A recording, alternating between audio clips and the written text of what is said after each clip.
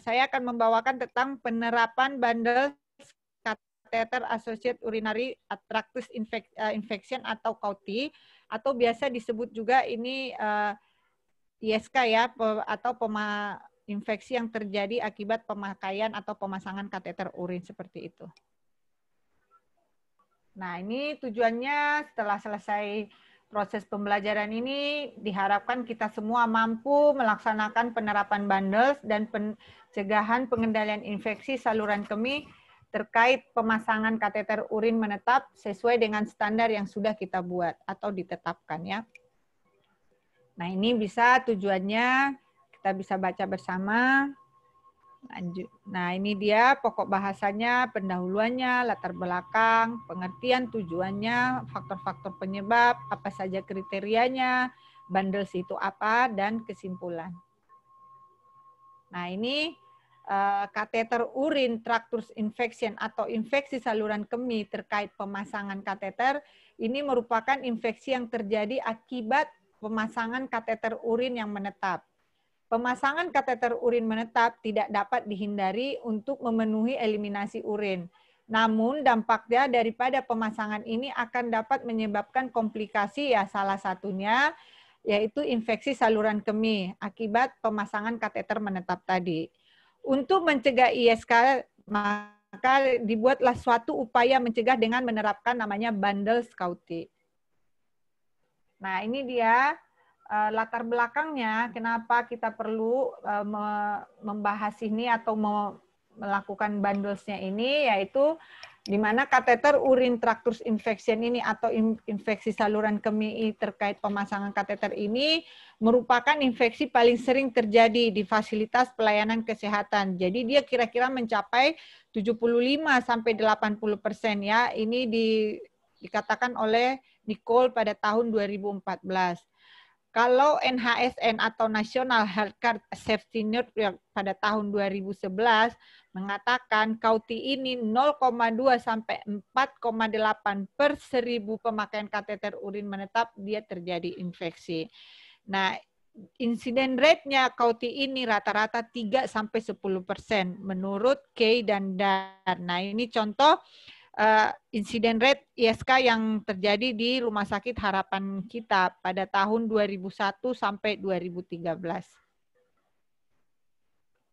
Nah, apa itu tadi bundle? Bundle atau bundle CAUTI ini adalah serangkaian intervensi keperawatan berbasis bukti yang diterapkan untuk mencegah terjadinya insiden infeksi saluran kemih terkait pemasangan kateter urin menetap.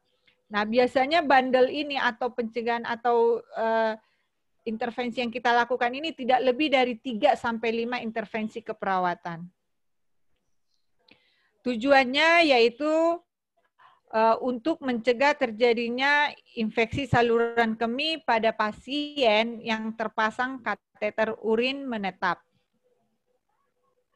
Nah, ini dia bisa kita lihat ya patogenesisnya pemasangan kateter urin itu kenapa dia ya. Jadi sumbernya itu mikroorganismenya ini dia bisa dari endogenos atau dari dalam. Misalnya apa dari alatnya ya atau dari pasiennya itu sendiri, bisa juga bisa dari luar. Exogenusnya bisa kita lihat karena apa? Bisa yang terkontaminasi ya. Jadi dari tangan kita bisa ya terkontaminasi tangan kita, personal hygiene pada saat pemasangannya yang tidak tepat dan benar atau pada saat memanipulasi pemasangan kateternya itu tidak sesuai standar atau mungkin tangan kita kembali lagi tidak melakukan kebersihan tangan dengan baik dan benar. Nah, faktor-faktor penyebab CAUTI atau yang sering beresiko yaitu biasanya dari pasien itu pasien-pasien dengan imunokompromis ya. Jadi pasien yang memang imunitasnya rendah yaitu atau ada penyakit penyertanya atau usianya yang sudah ekstrim atau mungkin yang lansia ya, dan jenis kelamin. Kalau faktor dari luar pasien biasanya yang pertama itu pemasangan kateter itu kebersihan tangannya kita yang tidak baik atau tidak adekuat ya. penggunaan APD-nya tidak tepat dan benar. Harusnya pemasangan kateter itu kita gunakan APD apa, misalnya sarung tangannya harus yang steril, kita gunakan sarung tangan bersih, atau pada saat masang kita taruh di tempat tidur pasien semua, seperti itu ya. Sumber dayanya kurang atau maksudnya keahlian, keterampilan SDM-nya yang tidak tepat, seperti itu. Metode kateterisasinya bagaimana, mereka tidak paham, tidak terampil. Bagaimana cara kualitas dia memelihara kateternya, berapa kali sehari, ya seperti itu. Bagaimana dia cara merawat kateternya, ya. Jadi teknik sterilisasinya kurang seperti yang tadi, dan penggunaan yang jangka lama. Jadi pemakaian kateter ini bila sudah tidak digunakan lagi, sebaiknya dilepas. Jadi tidak ada lagi istilah dulu, oh udah seminggu kateternya kita ganti lagi, seminggu oh kita ganti lagi, seperti itu. Tidak ya, begitu tidak dibutuhkan atau tidak perlu lagi pasien itu menggunakan kateter, sebaiknya kita lepaskan. Nah, indikasinya ada yang pasien dengan retensi urin, ada gangguan atau obstruksi di saluran kemihnya, ada gangguan kandung kemih neurogenik, saraf-sarafnya sudah terganggu, ya, pasca bedah urologi, atau untuk biasanya memonitoring cairan, ya, yang keluar dan yang masuk memang dia perlu kita observasi. Nah, ini biasanya pasien-pasien yang membutuhkan ini observasi ketat, dipasanglah kateter seperti itu. Nah, ini dia set steril pemasangan kateter urin. Jadi sebaiknya di tempat kita masing-masing kita buat satu set, ya. Jadi di sini udah ada tempatnya seperti atau komnya, ya, ada di situ pinsetnya, ada kasanya, ya, ada untuk duknya, semua di satu set, dimasukkan di pouches, dikasih ke CSSD dan disterilisasi. Jadi pada saat kita mau pemasangan kateter urin, kita tinggal bilang saya minta kateter urin set. Jadi nanti ini udah datang dari CSSD seperti ini. Jadi tidak seperti kita dulu ambil dulu itunya, diambil dulu kasanya, ambil lagi sarung tangannya, ambil lagi. Nah, kalau ini di dalam pouches ini udah ada satu set semua sampai duknya di situ udah ada seperti itu. Nah, ini ada contoh kateternya. Nah, siapa yang melakukan pemasangan kateter urin? Yaitu tentunya petugas kesehatan yang sudah memiliki keterampilan terhadap pemasangan kateter urin menetap dan sebaiknya sudah tersertifikasi seperti itu. Nah, kriteria Cauty ini ada ya kriterianya. Jadi ada yang dengan simptomatik, dengan gejala UTI, ya, itu misalnya pasien-pasien yang dilakukan indwelling urin kateter, ya, seperti itu.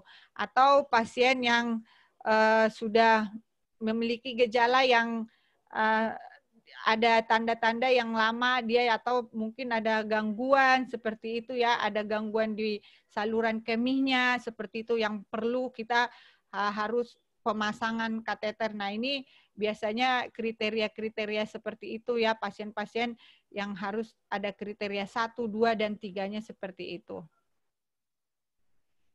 Nah, ini dia bundle Cauty itu, ya. Jadi bundle Cauty ini ada 2, ada insersi dan ada maintenance-nya.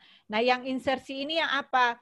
Yang pertama kita harus kaji kebutuhan. Jadi kalau kita pemasangan kateter, yang pertama adalah kaji dulu kebutuhannya. Benar nggak ini pasien? Bukan karena, oh biar tenang kita, pasang aja kateternya. Itu pasien dari tadi bolak-balik manggil terus, kita pasang kateter. Tidak seperti itu, ya. Jadi yang kedua, lakukan pemasangan kateter oleh petugas yang terlatih dan terampil tadi, ya. Lakukan kebersihan tangan dan lakukan dengan teknik steril. Nah, ini bundle insersinya ini nanti dibuat seperti ini. Ada kolom atau ada tabelnya ini, nanti kita checklist, ya. Jadi hari pertama kaji kebutuhan, iya seperti itu, ya. Dilakukan nggak kebersihan tangan, iya atau tidak. Nah, nanti dari sini bisa kita buatkan hasil audit berapa persen kepatuhan terhadap penerapan bundles insersi. Nah, maintenance-nya juga, maintenance-nya apa aja? Yang pertama tetap kita harus melakukan kebersihan tangan, lakukan perawatan kateternya, pelihara kateternya, segera lepas jika tidak dibutuhkan lagi. Nah, ada juga bundles-nya itu. Jadi untuk mencegah terjadinya kauti itu kita menerapkan bundles tadi, yaitu insersi dan maintenance. Nah, kalau insersi yang memasang ini siapa? Yang mengisi ini? Biasanya yang mengisi itu adalah yang memasang kateternya. Ya, jadi kita lihat yang memasang kateternya karena tapi kalau pada saat mungkin kita seorang IPCN lagi keliling, pasien lagi melakukan pemasangan kateter, kita bisa langsung lakukan audit langsung seperti itu. Nah, kalau maintenance-nya ini tugasnya seorang IPCN yang melakukan audit setiap hari pasien terpasang kateter. Kita masuk ke kamar pasien, kita lihat pemasangan kateternya. Kita tanyakan ada nyeri tidak, seperti itu ya. Jadi kita bisa melihat, kita seorang IPCN mampu melakukan ini semua. Nah, yang pertama kita lihat tadi, kaji kebutuhan. Nah, kaji kebutuhan maksudnya di sini pemasangan kateter itu jika hanya betul-betul diperlukan. Seperti tadi, pasien dengan retensi urin tadi ya. Apakah ada dia obstruksi kemih, ada gangguan neurogenik terhadap saluran kemih atau kandung kemih, atau mungkin biasanya pasca bedah urologi ya, kalau TUR biasanya mereka dipasang kateter dan untuk memonitoring output yang ketat. Indikasi pemasangan kateter urin mentap bukan untuk kenyamanan seperti tadi saya katakan, bukan karena biar kita nyaman. Dari tadi pasien ini ngebel terus, minta P-spot, minta pasang pamper, kita kasih aja lah kateter biar aman, kita tidak seperti itu. Tapi memang benar-benar karena sesuai dengan kebutuhan pasien. Next. Nah, pemasangan kateter urin yang nomor 2 masih sebelumnya. Nah, kateter urin oleh petugas yang sudah terlatih. Nah, ini maksudnya di sini yang sudah terlatih. Jadi kita juga seorang petugas kesehatan, bila kita memasang kateter itu, kita juga harus tahu ukuran-ukuran. Jangan kita kasih mungkin ukuran kecil, harusnya yang kecil kita kasih yang besar, yang bisa mungkin mengakibatkan nanti akan terjadi trauma ya, seperti itu. Jadi bagaimana dia mengembangkan balonnya dengan jumlah air yang diinikan oleh pabrik.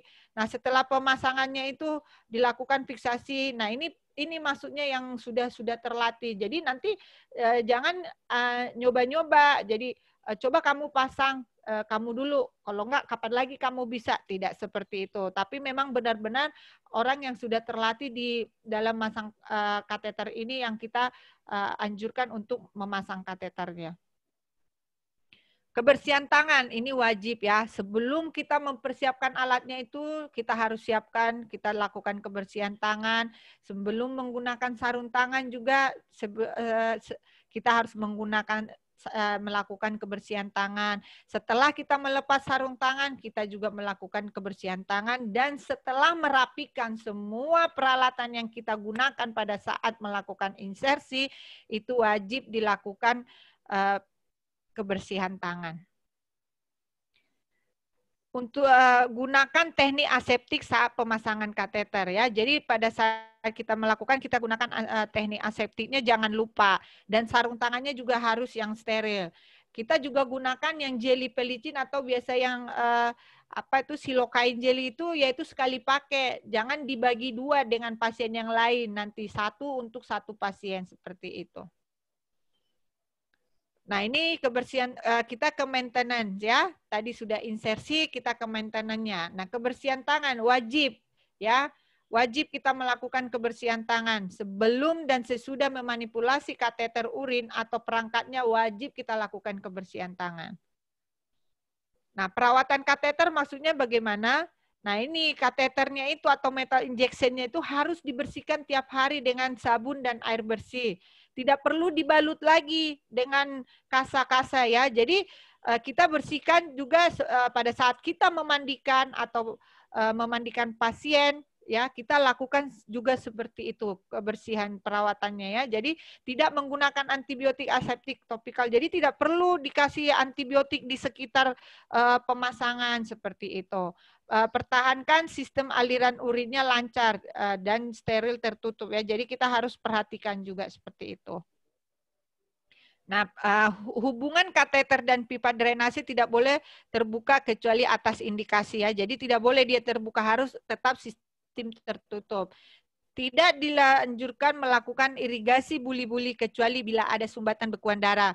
Itu mungkin pasien-pasien yang pasca tur, tapi yang melakukan juga bukan perawat ya, bukan kita, tapi dokter yang memang benar ahli melakukan seperti itu. Nah, pemeliharaan kateternya itu jangan ada yang bagian kateter yang terlipat atau kinking ya.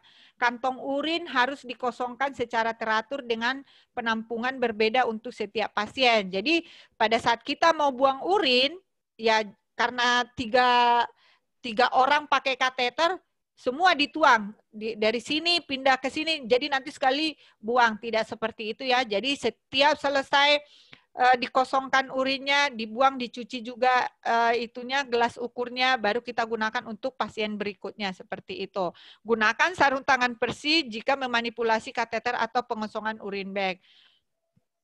Urin bag harus selalu lebih rendah dari kandung kemih dan tidak boleh menyentuh lantai atau roda tempat tidur. Jadi dia digantung ya, ada dikasih gantung dan dia tidak boleh kelipat kantong urinnya itu, dia harus tetap seperti melebar seperti itu. Bersihkan daerah genitali dan kateter dengan menggunakan sabun dan dibilas dengan air mengalir atau shower. Jangan gunakan antibiotik atau antiseptik topikal untuk mencegah resistensi antibiotik dan tidak boleh dibalut untuk mencegah kolonisasi. Jadi tidak ada lagi, kalau dulu laki-laki kateternya mohon maaf itu area penisnya dibalut semua pakai itu ya, perban gulung atau kasa seperti itu. Sekarang tidak ya, selesai sudah langsung difiksasi saja. Nah, ini penggantian kateter hanya bila terjadi infeksi. Tidak ada jadwal rutin penggantian kateter urin. Nah, seperti yang tadi saya katakan ya, jadi tidak ada. Kalau memang sudah tidak digunakan, segera dilepaskan seperti itu. Jadi tidak ada rutin, oh ini udah seminggu nih pasang kateternya, kita harus lepaskan nih, kita ganti lagi dengan yang baru. Tidak seperti itu. Nah, lakukan fiksasi kateter untuk mencegah gerakan dan trauma pada meatus ya. Jadi kateternya itu tujuannya kenapa perlu difiksasi, yaitu kalau dia sering gerak-gerak ini kan bisa mengakibatkan trauma pada meatusnya itu. Nah, letakkan urin bag lebih rendah dari kandung kemih dan buang tiap 8 jam atau per shift atau bila penuh. Jadi kalau sudah penuh jangan nunggu shift ya. Entarlah tunggu sebentar lagi, kan udah mau pergantian biar nanti hitungannya jelas. Ya, tidak seperti itu. Bila dia sudah penuh atau bahkan jangan sampai menggelembung sekali itu, urin bagnya kita harus buang. Tidak meletakkan urin bag di lantai ya. Jadi apalagi di tempat tidur. Kalau pasien kita miring-miringkan, urin bagnya jangan taruh di tempat tidurnya, tapi pindahkan dulu urin bagnya ke sisi sebelahnya, baru pasiennya dimiringkan. Jadi bukan ikut urin bagnya yang naik ke tempat tidur dimiringkan dengan pasiennya, tidak seperti itu ya. Periksa selang sesering mungkin, jangan sampai terlipat atau kinking, menjaga sistem drainase tetap tertutup. Nah, gunakan penampung pembuangan urin untuk satu pasien satu alat dan gunakan teknik aseptik untuk mendapatkan spesimen. Jadi pada saat kita memerlukan urin steril itu kita lakukan juga teknik aseptiknya. Nah, nanti biasanya ada itu yang ditusuk kita untuk mengambil urin yang sterilnya dari sebelah kateter di mana yang kita tusuk, ada nanti itu biasanya.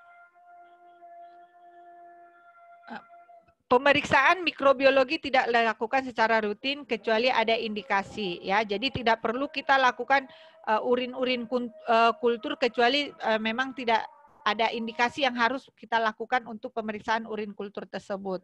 Segera lepas kateter jika sudah tidak diperlukan. Nah, ini dia surveillance-nya. Bagaimana kita menghitung surveillance atau jumlah ISK? Yaitu kita lihat hari ini di ruangan ini yang ISK berapa orang, seperti itu ya. Oh, misalnya ada 2 yang ISK, berarti 2 dibagi jumlah hari pemakaian kateter. Dari yang misalnya 2 orang yang ISK, yang terpasang itu ada 5 orang. Nah, dari 5 orang ini sudah ada dihitung 15 hari pemakaian. Jadi hitungannya itu nanti adalah 2 dibagi 15 dikali 1000. Jadi seperti itu. Jadi bukan orang yang pakai kateter yang kita menjadi pembaginya, tetapi yang menjadi denominatornya, tetapi lama harinya mereka yang berlima ini menggunakan kateternya. Jadi yang infeksi berapa dibagi dengan jumlah hari ya pasien menggunakan kateter dikali 1000. Itulah kalau dia untuk surveillance KUT. Tadi ketua PP-nya saya yang berketiga ya. Pegang-pegang master terus. Kesimpulannya, pemasangan kateter urin menetap tidak dapat kita hindari untuk memenuhi kebutuhan eliminasi pasien. Pemasangan kateter dapat menimbulkan berbagai komplikasi, salah satunya adalah infeksi saluran kemih atau KUT tadi. Untuk mencegah terjadinya KUT, dikembangkanlah suatu cara terstruktur dengan menerapkan bundles, baik saat insersi ataupun perawatan atau maintenance. Penerapan bundles KUT dapat menurunkan insiden rate ISK terkait pemasangan kateter urin. Terima kasih. Ya, makasih Bu Lindwati Kristina. Baik, sudah ada juga Bu yang menanyakan dari peserta, mungkin langsung saya sampaikan. Di sini dari Ibu Fitri, dari Rumah Sakit William Booth Semarang. Tadi dikatakan bisa dilakukan penggesetan set kateter dan koordinasi dengan CSSD. Bagaimana bila rumah sakit belum punya sterilisasi suhu rendah? Terima kasih Bu, silakan. Jadi kalau dia itu tidak suhu rendah, nah kan kalau kateter urin itu kita masukkan dia di pouches dan dimasukkan ke autoclave. Jadi nanti dia di situ nanti jadi kayak set operasi gitu loh, Bu. Jadi kalau dia untuk satu set itu ada duknya, ada kasanya di dalam, ada pinsetnya, ada sarung tangannya, seperti itu. Jadi itu kita bikin satu set dan itu nanti disterilkan oleh CSSD. Seperti itu. Dia tidak menggunakan suhu rendah untuk mensterilkan itu. Baik. Oke, yang kedua Bu, dari Rina, ini dari Rumah Sakit Pantiwilasa Dr. Cipto. Untuk pemasangan kateter, apakah memang harus disterilkan ke CSSD atau DC-nya yang dari farmasi bias kita pasang langsung? Bisa kita pasang langsung? Kalau untuk kateternya, bisa langsung yang dari farmasi. Ya, karena dia kan sudah memang masih dalam keadaan tersegel ya, rapi dan steril itu.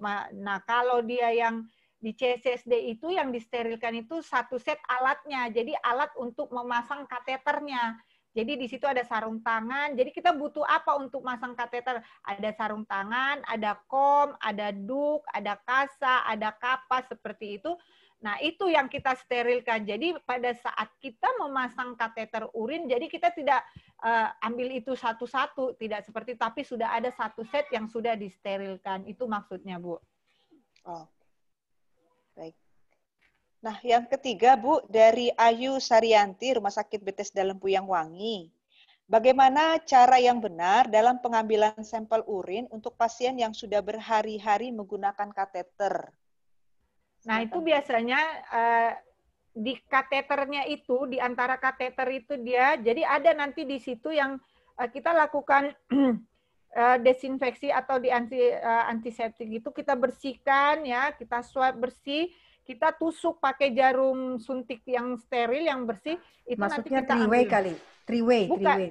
Di atas three-way-nya kali, nurse. Iya, ya di atas three-way-nya itu nanti kita akan lakukan pengambilan di situ. Jadi ditusuk dia biasanya. Jadi tidak dibuka sambungannya, disedot tidak seperti itu. Ya, jadi kita lakukan desinfeksi dulu, dibersihkan, baru kita sedot itu dengan jarum. Dan itu juga ada nanti di area mana dia yang bisa ditusuk seperti itu. Baik. Ya. Nah, yang keempat nih Bu, dari Margaret, Rumah Sakit William Booth Semarang. Kenapa membuang urin kateter pada satu ruangan pasien harus satu persatu, tidak boleh dicampur? Ya, memang tidak boleh ya. Jadi satu pasien harus satu. Nah, kalau kita kalau memang gelas ukur kita hanya satu, kita buang dulu ya, kita buang dulu urinnya, baru kita bersihkan, kita buang lagi. Karena kan kita kalau membuang urin dengan kateter, kita kan harus melihat ya bagaimana warna urinnya, jumlah urinnya, itu kita, jadi tidak boleh kita gabung semua sekali buang seperti itu. Jadi itu rasionalnya seperti itu, dan tidak boleh satu pasien ini, kalau memang hanya gelas ukur kita terbatas, kita buang dulu, kita cuci dulu, baru kita ambil seperti itu. Baik.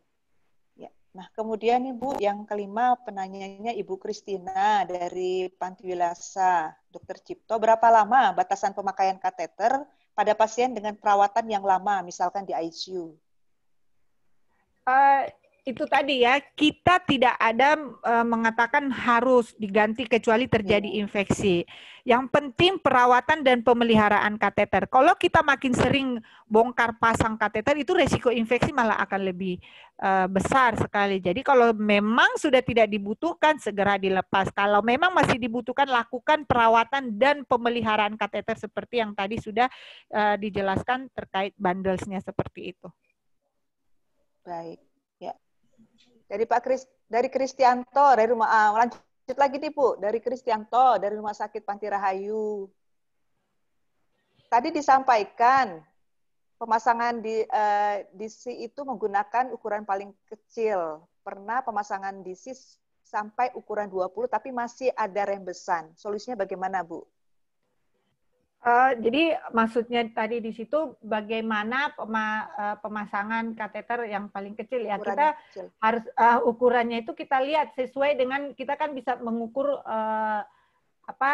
lubangnya itu ya, seperti itu ya. Jadi kita lihat kira-kira ini ukuran berapa. Kemungkinan kalau dia terjadi rembesan bisa salah satunya balonnya itu tidak sesuai dengan ukuran atau takaran yang diminta oleh pabrikan. Misalnya 30 cc diminta di situ, tapi tidak sampai seperti itu biasanya ya. Jadi kalau karena kekecilan, ya bisa karena kekecilan, tapi kita lihat juga memang kita lihat apakah balon yang kita buat itu, yang kita isi itu sudah sesuai dengan ukuran yang diminta. Seperti itu biasanya kalau merembes.